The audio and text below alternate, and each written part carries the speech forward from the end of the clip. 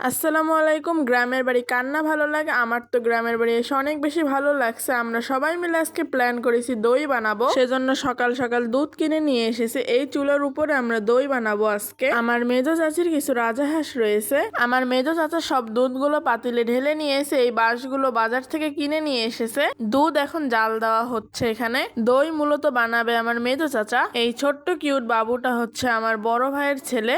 এখানে আমার মেজো চাচা চুলায় জাল দিচ্ছে। দই বানানোর জন্য পর্যাপ্ত পরিমাণের জাল দেওয়া লাগে। জাল দিতে দিতে দুধটাকে একদম ঘন লাল করে ফেলা লাগে। এখানে চিনি নিয়ে এসেছে, এখন চিনিগুলো দুধের ভিতরে ঢেলে দিবে। আজকের আবহাওয়াটা অনেক বেশি খারাপ, আকাশ অনেক বেশি রাগ করেছে মনে হচ্ছে। এখানে চিনিগুলো একটা বলে ঢেলে নিচ্ছে, দুধের ভিতরে দিবে, সেজন্য দুধের ভিতরে এখন চিনিগুলো হালকা হালকা করে দিচ্ছে এবং দুধটাকে লেড়ে নিচ্ছে। ঘরোয়া দই খেতে তো আমার অনেক বেশি ভালো লাগে, কারণ এই দইটা সম্পূর্ণ ভেজাল মুক্ত। আমাকে আর আমার স্বাস্থ্য ভাইকে পাঠাচ্ছে দইয়ের হাড়ি কেনার জন্য। আগান বাগান যত আছে সবকিছু পার করে আজকে আমাদের মিশন হাড়ি কেনা। আমরা এখন হাড়ি কেনার জন্য কুমারবাড়ির অনেক কাছাকাছি চলে এসেছি। কুমারবাড়ি আমরা পৌঁছে গিয়েছি। কুমারবাড়ির এখানে এসে খালি দেখছি দইয়ের হাড়ি আর হাড়ি, ছোট থেকে বড় সব ধরনের হাড়ি এখানে রয়েছে। আমাদের দই পাতার জন্য যে কয়টা হাড়ি দরকার আমরা এখন এখান থেকে নিয়ে নিব।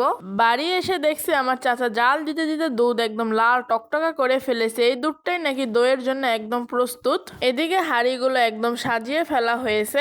দই বানানোর জন্য দুধের ফাইনাল লুক এটা, অনেক সুন্দর লাগছে দেখতে। এখানে আমার বড় ভাই দুধটাকে লেড়ে ঠান্ডা করে নিচ্ছে। ঠান্ডা করে নেওয়ার পরে হাঁড়িতে দিবে দুধগুলা। দুধ ঠান্ডা করার পরে এখন হাঁড়িতে দুধগুলো দিয়ে দিচ্ছে দই বানানোর জন্য। সবগুলো হাঁড়িতে দুধ ঢেলে ফেলেছে। এখানে পাটখড়ি ভেঙে নিয়ে এসে দইয়ের হাঁড়ির উপরে দিবে, সেজন্য পরের দিনের দইয়ের ফাইনাল লুক এটা। খেতে মাশাআল্লাহ অনেক বেশি মজা হয়েছিল দইটা। আজকে আমার এই ভিডিওটা এ পর্যন্ত। আমার এই ভিডিওটা আপনাদের কার কার ভালো লেগেছে অবশ্যই আমাকে কমেন্ট বক্সে জানাবেন।